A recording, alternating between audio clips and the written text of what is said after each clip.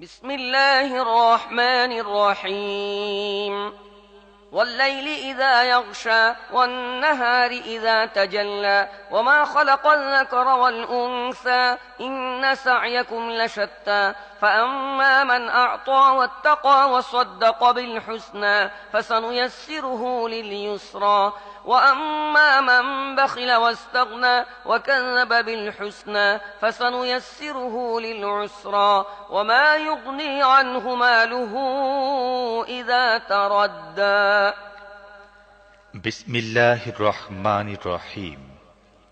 রাতের কসম যখন তা ঢেকে যায়, দিনের কসম যখন তা উজ্জ্বল হয়, আর সেই সত্তার কসম যিনি পুরুষ ও স্ত্রী সৃষ্টি করেছেন।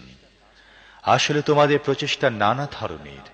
কাজেই যে আল্লাহর পথে ধনসম্পদ দান করেছে, আল্লাহর নাফরমানি থেকে দূরে থেকেছে এবং সৎ বৃত্তিকে সত্য বলে মেনে নিয়েছে, তাকে আমি সহজ পথে সুযোগ সুবিধা দেব।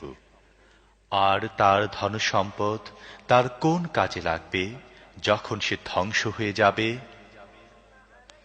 إن علينا للهدى وإن لنا للآخرة والأولى فأنذرتكم نارا تلظى لا يصلاها إلا الأشقى الذي كذب وتولى وسيجنبها الأتقى الذي يؤتي ماله يتزكى وما لأحد عنده من نعمة تجزى إلا ابتغاء وجه ربه الأعلى ولسوف يرضى।